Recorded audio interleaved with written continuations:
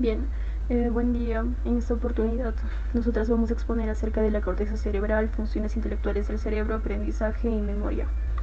Bien, los objetivos principales de esta exposición son tres. Primero, que ustedes puedan comprender principalmente qué son las áreas de la corteza, cuáles son, así como también sus funciones. Ahora, en segundo punto, tenemos como objetivo el que ustedes puedan comprender las relaciones que existen entre algunas capas de la neocorteza cerebral, la cápsula interna y el tálamo, y finalmente que ustedes puedan comprender cómo funciona la memoria. Bien, entonces es por ello que dividimos esta exposición en dos grandes segmentos. En la corteza cerebral, donde hablaremos de la neocorteza, las áreas y fascículos, y la memoria, donde hablaremos sobre sus funciones, clasificación y cómo ésta se consolida. Bien, entonces vamos a empezar por la corteza. Bien, primero debemos ubicarnos un poco. No sabemos que el sistema nervioso central está conformado tanto por el encéfalo como también por la médula espinal. El encéfalo lo compone tanto el cerebro, el cerebelo y el tronco encefálico, ¿no? Este cerebro sabemos que tiene dos porciones, un telencéfalo y un diencéfalo. Bien, entonces este telencéfalo, en este vamos a ver que presenta surcos. Bueno, perdón, este telencéfalo vamos a ver que tiene dos porciones, una porción de sustancia gris externa que viene a ser la corteza o palio y una porción de sustancia blanca que se denomina centro oval. Ahora en la corteza vamos a ver principalmente que este presenta surcos, ¿no? Estos surcos cuando son profundos se les denomina cisuras y pues estas son las que van a determinar la aparición de lóbulos. En cambio, pues también vamos a tener surcos más superficiales que determinan la aparición de las circunvoluciones. Ahora bien, respecto a su histología, vamos a ver en sí que se habla de una neocorteza, es decir, que está conformado por 6 capas. Y vamos a ver que esta neocorteza se va a agrupar en pequeños segmentos, ¿no? Ya esto se les denomina áreas. Y vamos a ver que estas áreas están unidas entre sí mediante fascículos, ¿no? Que ya son parte del centro oval o sustancia blanca. Bien, entonces para que esto sea más comprensible, primero vamos a empezar por explicar la corteza, luego las áreas y finalmente el centro, bueno, cómo es que se conectan, ¿no? Que sería mediante los fascículos. Bien, entonces la neocorteza. Bien, como había mencionado, ¿no? Si hablamos de una neocorteza, hablamos de que el cerebro tiene 6 capas, que sería desde la más superficial a la más profunda, la molecular, granular y piramidal externa, la granular y piramidal interna, y la multiforme o polimórfica. Bien, entonces de estas 6 vamos a ver que estas 3 solamente se van a encontrar a nivel de la corteza. En cambio, estas 3 últimas, que serían la 4, 5 y 6, tienen más relación con la cápsula interna y con el tálamo. Bien, entonces empezando con estas 3 primeras, vamos a ver que la capa 1 y la capa 2, que sería la molecular y la granular externa, tanto en estas van a salir y llegar neuronas, ¿no? Pero estas neuronas que salen van a ser cortas y además de ello solamente lo que permiten es conectar diferentes zonas de la corteza, pero en un mismo hemisferio, ¿no? Por eso digo que son básicamente neuronas ipsilaterales. Ahora bien, a estas dos capas también van a llegar neuronas que se denominan neuronas monoamínicas excitadoras. ¿Y por qué monoamínicas? Porque están trayendo neurotransmisores, que son, para ser exacta, pues los de clase 2, ¿no? O de tipo amina, que vendría a ser la noradrenalina, adrenalina, serotonina y la dopamina.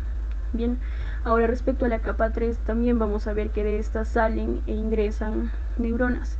Bien, pero estas neuronas lo que hacen es tanto conectar, ¿no?, zonas de la misma corteza como del lado contralateral, ¿no? Es por ello que menciona que son neuronas tanto ipsilaterales, es decir, fibras que conectan la corteza en un mismo hemisferio, que de hecho, para ser exacta, se denominan fascículos de asociación, y otras que van a conectar la corteza pero del hemisferio contralateral, ¿no? Que a estas se denominan fascículos comisurales. Bien, pero de ello ya vamos a hablar a profundidad después. Bien, entonces ahora la capa 4, 5 y 6. Bien, antes de desarrollar estas, lo primero que quiero que comprendan, lo primero que quiero que entiendan más o menos, o que tengan, es como una imagen tridimensional de esto, ¿no? Es decir, si bien es cierto, esta es la vía piramidal, pero sirve de ejemplo, ¿no? Entonces aquí estamos viendo a la corteza, y de esta corteza van a salir tanto, ¿no?, fibras que van a estar recorriendo la cápsula interna y van a estar llegando tanto al tálamo como también pues a nivel del tronco encefálico como de la médula espinal, y también vamos a ver que salen del tálamo y llegan hasta esta corteza, ¿no? Bien, Entonces, ¿qué es esta cápsula interna, no? Bueno, la cápsula interna viene a ser en sí la porción de sustancia blanca que encontramos entre el núcleo lenticular, entre el núcleo caudado y entre el tálamo, ¿no? Entonces vamos a ver que esta cápsula tiene un brazo anterior, un brazo posterior y que tiene una rodilla. Y esta zona la vemos esquematizada en esta imagen. Bien, entonces, respecto a la capa 4, ¿no? Que vendría a ser la granular interna, de esta capa, o mejor dicho, a esta capa solamente van a llegar neuronas, ¿no? Pero estas neuronas, ¿de dónde van a llegar? Bueno, estas neuronas en sí llegan del núcleo ventroposterolateral del tálamo, ¿no? Entonces estas neuronas, estas fibras van a ascender por esta cápsula interna, ¿no? Formando ciertos haces, como lo sería el haz tálamo cortical, que es este de rosado, y también parte de la radiación talámica anterior, que vendría a ser este de azul. Bien, entonces eso es la capa 4. Ahora bien, respecto a la capa 5, que sería la capa piramidal interna, en sí, en esta y en la capa 6 vamos a ver que salen fibras nerviosas. En el caso de la capa 5, estas van a salir, ¿no? Tanto a nivel del tronco encefálico como de la médula espinal, y como mencioné, van a recorrer básicamente esta cápsula interna, formando, ¿no? el haz córtico-pontino en caso pues se dirija al puente de Avarolio. También tenemos el haz córtico-nuclear en caso se dirija a los núcleos de los pares craneales motores, y también no tenemos al córtico rúbrico en caso se dirija a los núcleos rojos, ¿no? A nivel del mesencéfalo, o también en caso se dirija a la médula espinal, lo va a hacer mediante este haz córtico fugaz, ¿no? Específicamente mediante estos haces córtico-espinales. Bien, ahora de la capa 6, que vendría a ser la multiforme, también se encuentran saliendo neuronas, también se encuentran saliendo fibras. Bien, pero estas van a llegar hasta el tálamo, ¿no? Entonces estas van a descender y en esta cápsula interna van a encontrarse formando las radiaciones. Entonces vamos a tener en este caso esta parte lateral de la radiación talámica anterior, también tenemos a la radiación talámica superior, que se encuentra más o menos a este nivel, y la radiación talámica posterior, ¿no? Todas estas fibras que descienden por estas radiaciones van a terminar llegando al núcleo ventrolateral del tálamo. Bien, eso sería neocorteza. Ahora, vamos a ver en sí que esta, como dije, esta neocorteza se va a agrupar en ciertas porciones y a estas se les denomina áreas. Bien, y vamos a tener áreas por cada lóbulo, ¿no? Entonces, si recordamos algo básico, tenemos el lóbulo frontal, tenemos el lóbulo parietal, ¿ok? Tenemos el lóbulo occipital y finalmente tenemos todo este lóbulo temporal.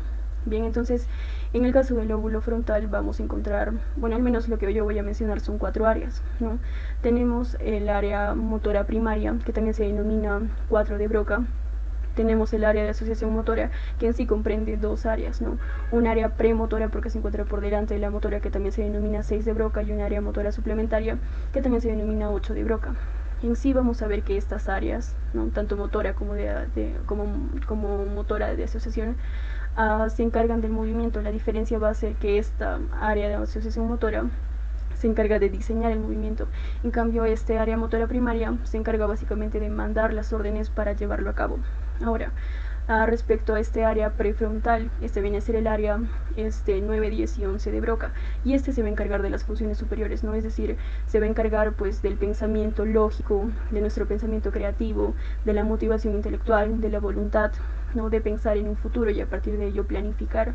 Bien, básicamente este es el área que nos diferencia de los animales.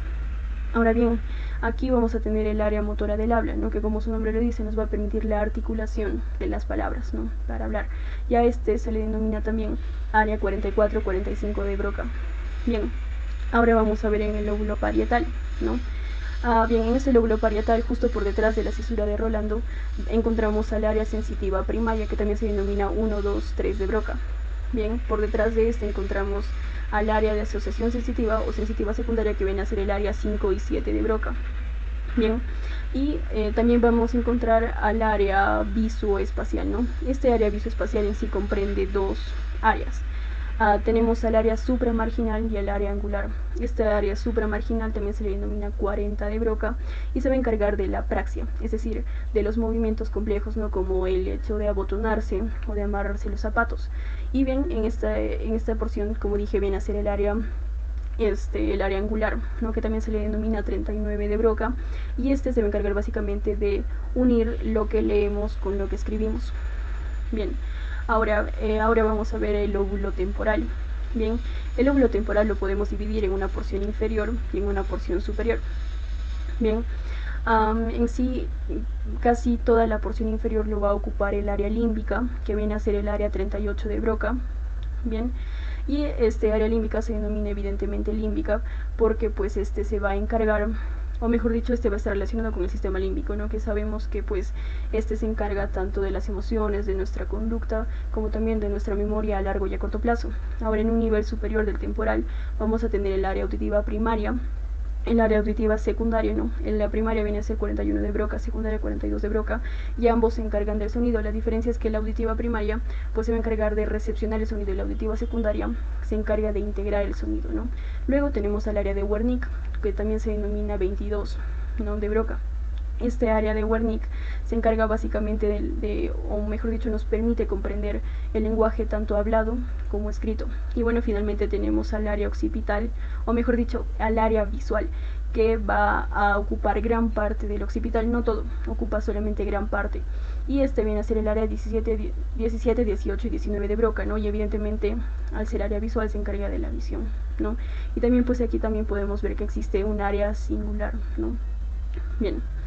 Ahora, vamos a ver que estas áreas se van a comunicar mediante los fascículos, ¿no? Y vamos a tener, pues, 5 fascículos, ¿no? Tenemos un fascículo longitudinal superior, un fascículo longitudinal inferior, uno arqueado, ¿ok? Uno uncinado, y finalmente tenemos un fascículo occipito temporofrontal. Bien, entonces empezando con el fascículo longitudinal superior, este se va a encargar de unir, o mejor dicho, de conectar tanto el área visual como el área motora. Bien, luego tenemos el fascículo longitudinal inferior que se encarga de conectar el área visual con el lóbulo temporal, ¿no? Temporal superior. Y este longitudinal inferior prácticamente nos permite el reconocimiento facial, ¿no? Luego de ello tenemos el fascículo arqueado que conecta el área auditiva, ¿no? Con el área prefrontal, y ese de que, o mejor dicho, que nos permite la audición, ¿no? Se encarga de la audición. Luego tenemos el fascículo uncinado que va a conectar nuestra área prefrontal con nuestra área límbica, es decir, conecta básicamente, no, nuestra zona más moderna, que sería la prefrontal, y nuestra zona más primitiva, que sería el área límbica, ¿no? Y luego tenemos el fascículo occipito temporofrontal, ¿no? Porque está conectando ambos, estos tres lóbulos, y este se va a encargar de la cognición. Bien, y bien, eso sería todo respecto a la primera parte. Bien, continuemos con memoria. La memoria es la capacidad mental que posibilita a un sujeto a registrar, conservar y evocar las experiencias, ya sean ideas, imágenes, acontecimientos, sentimientos, entre otros. Hablemos de las funciones de la facilitación e inhibición sináptica de la memoria. Primero, a manera de introducción, debemos recordar que los recuerdos se van a almacenar en el cerebro al variar la sensibilidad básica de la transmisión sináptica entre las neuronas como consecuencia de la actividad neuronal previa. De esta manera vamos a tener las huellas de la memoria que se van a dar a cualquier nivel del sistema nervioso central. Y estas vendrían a ser las vías nuevas o facilitadas que van a ser muy importantes. ¿Por qué? Porque gracias a esta va a ser posible activar de forma selectiva los pensamientos de la mente para así reproducir los recuerdos. Y a manera general vamos a tener una memoria tanto positiva como negativa. La memoria positiva va a ser aquella que va a obedecer a la facilitación de las vías sinápticas, lo cual se va a denominar la sensibilización de la memoria. Frente a la información recibida va a generar consecuencias importantes, ya sean dolor o placer. ¿A qué me refiero? Que se van a activar frente al dolor o el placer. Y van a poseer una capacidad diferente de potenciar y almacenar las huellas de memoria. Ahora, la memoria negativa va a ser aquella que se va a dar por la inhibición de las vías sinápticas encargadas de su transmisión. Este vendría a ser el efecto resultante, ¿no?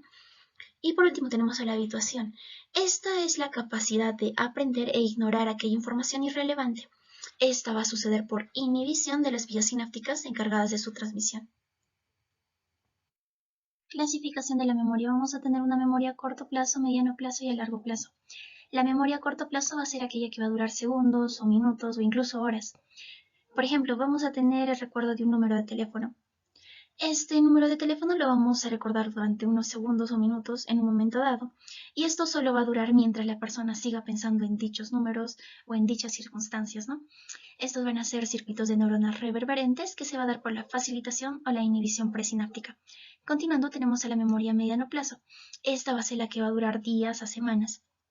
Va a ser una memoria basada en los cambios químicos de los terminales presinápticos o de las membranas neuronales postsinápticas. ¿A qué me refiero con esto? Que va a participar una terminal sensitiva y una terminal facilitadora. La terminal sensitiva va a ser aquella que se va a estimular repetidas veces y la terminal facilitadora. Y al inicio va a ser grande, pero luego se va a reducir. Acá vamos a tener a la memoria negativa y a la habituación. Y la facilitadora va a ser aquella que se va a estimular junto con la terminal sensitiva y se va a volver progresivamente mayor. Vamos a encontrar a la memoria positiva. ¿Qué es la memoria a largo plazo? La memoria, una vez almacenada, puede recuperarse años más tarde o después de toda la vida. Depende de los cambios estructurales, las alteraciones físicas estructurales de la sinapsis que ocurren cuando desarrollan huellas de la memoria a largo plazo. Las alteraciones estructurales más importantes son el aumento del número de la liberación de las vesículas para la secreción de neurotransmisores, incremento del número de vesículas del transmisor, aumento del número de terminales sinápticas, modificaciones de las estructuras de las espinas dendríticas. A su vez, esta memoria a largo plazo se puede clasificar basándose en el tipo de información, en cómo se almacena y se recuerda dicha información, en memoria explícita o declarativa, la cual se adquiere primero a través del procesamiento en las áreas de asociación prefrontal, límbica y parieto-occipito-temporal de la corteza, que sintetizan la información visual, auditiva y somática, mientras que la memoria implícita o procedimental o no declarativa no depende directamente de los procesos conscientes ni su recuerdo requiere de búsqueda consciente de la información. Se constituye lentamente a través de la repetición y se expresa principalmente en la ejecución, no en las palabras. Ejemplos de la memoria implícita son las capacidades motoras y el aprendizaje de ciertos procedimientos y reglas. En el video podemos observar que el proceso de recepción del aprendizaje comienza en la recepción y decodificación de las señales de la corteza. Estas son transmitidas hacia el hipocampo, donde se comienza la formación de la memoria. Si la señal es fuerte o consciente, la potenciación a largo plazo se establece y regresa a la corteza para su almacenamiento. Además, las lesiones en el hipocampo afectan la formación de nuevos recuerdos, pero no afectan la memoria.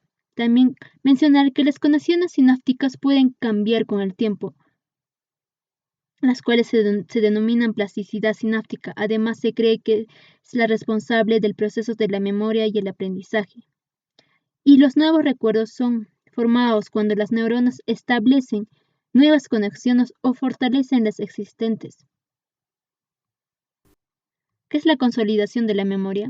Para que la memoria a corto plazo se transforme en memoria a largo plazo, capaz de evocarse semanas o años más tarde, debe quedarse consolidada. Es decir, si la memoria a corto plazo se activa repetidas veces, pondrá en marcha unos cambios anatómicos, físicos y químicos en la sinapsis que son responsables del tipo de memoria a largo plazo.